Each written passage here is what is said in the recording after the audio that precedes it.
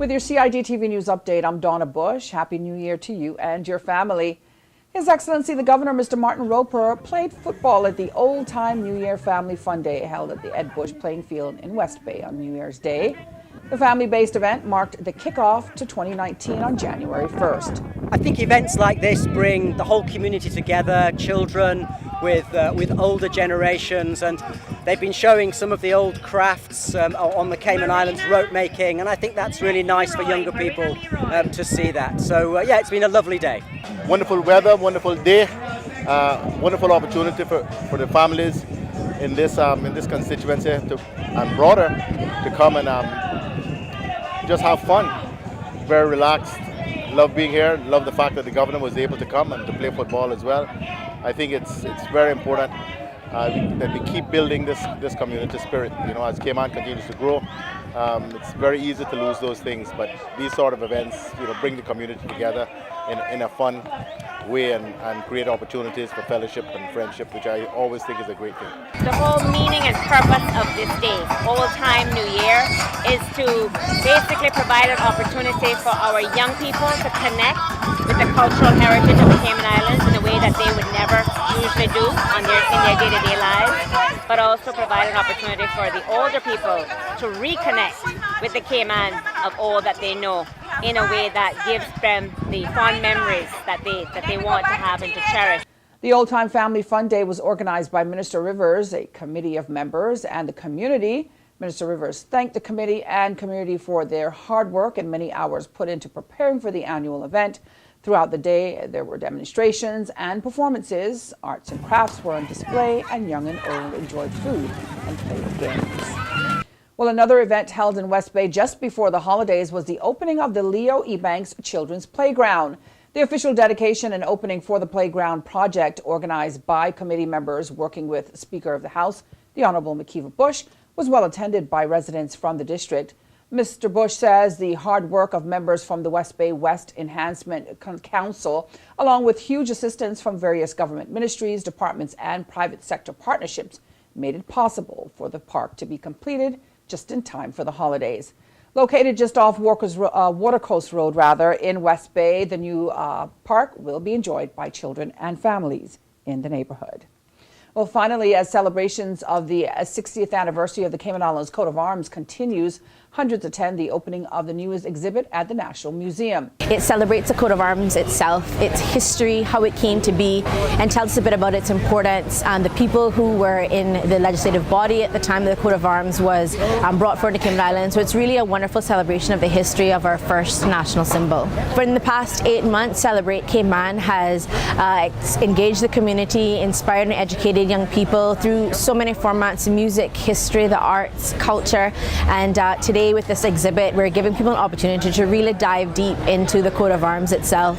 But the past 8 months have been fantastic. We're so grateful for the way the community has really come together and embraced Celebrate Cayman and the celebration of the Cayman Islands, its people, where we've come from and where we're going, and we look forward to the next 4 months of celebration as well as we commemorate the 60th anniversary of the Cayman Islands coat of arms. Everyone who attended the great event enjoyed local food, entertainment, and a history lesson about the coat of arms. The exhibit remains open at the National Museum for those who would like to visit and learn more about the national symbol. Well, if you missed today's news update, you can go to the Cayman Islands Government Facebook page as well as the CIG Television YouTube channel.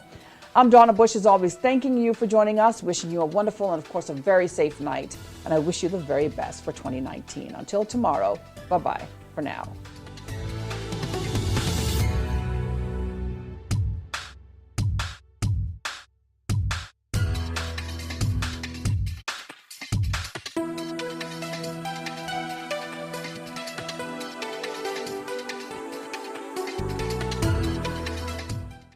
Boating, fishing, and water sports in the Cayman Islands are great, but keep a cool head. Here are 7 tips for fun and safe sea outings. Number 1. Use a checklist to plan your outing. Check the weather forecast, make a float plan, and share it with someone who is remaining on land, stating where you're going, with whom, and when you're expected to return. Visit your nearest marine supply store to get your safety gear. This includes signaling mirrors, whistles, and a flare kit.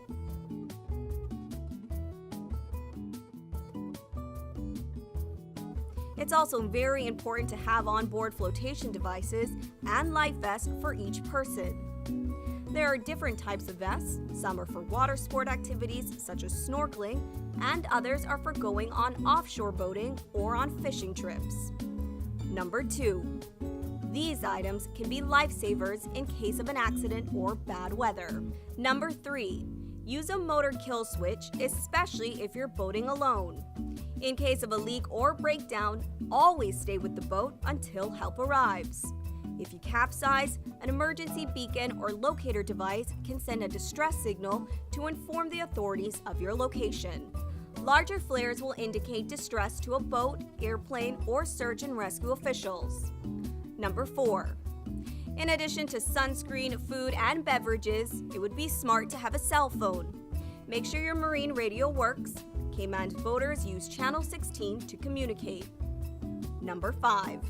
Also, don't forget your anchor and sufficient rope. Number 6. Boat operators should be familiar with the local waters and reefs, as well as the capabilities and functions of the vessels they are using. Always obey the rules of the sea and the marine environment, and have courtesy for others. Number 7. Alcohol and salt water do not mix, especially if you're the captain. Some useful contact numbers are 911. The RCIPS Marine Base is 649-7710, and the Port Authority is 949-2055. Smooth sailing, all!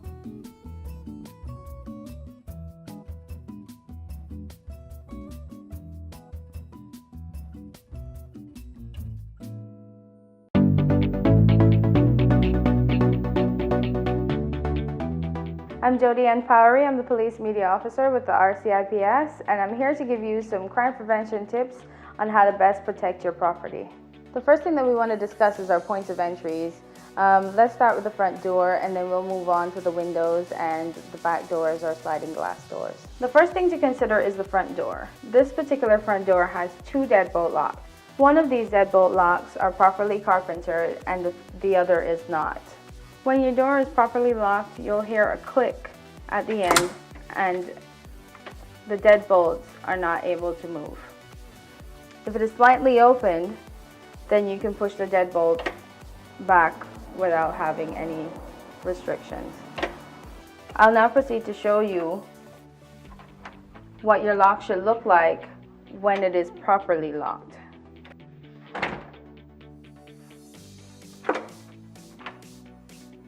When it comes to your windows, you want to make sure that your window is locked all the way down, because even though the lock is on, if it's not all the way down, it can still be pried. The proper way to lock the window is to make sure that the window goes all the way down to the seal and then you pull across the lock. When you have a sliding glass door at home, you want to make sure that you have secondary locking devices in addition to the lock that comes with the door. One of those can be a simple piece of wood that's jamming the doorway.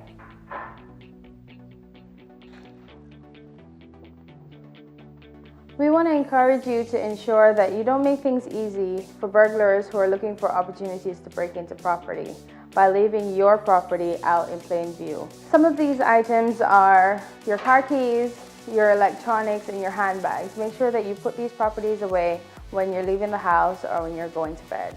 When you're going camping or if you're taking your family on a trip, you want to ensure that your property has some sign of life.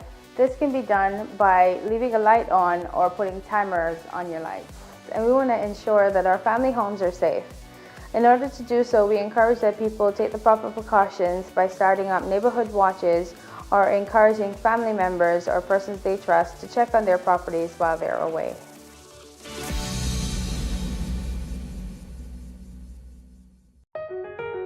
Did you know that planning permission is required for a shed? Did you know you should check with the department as a planning and permit application may be required?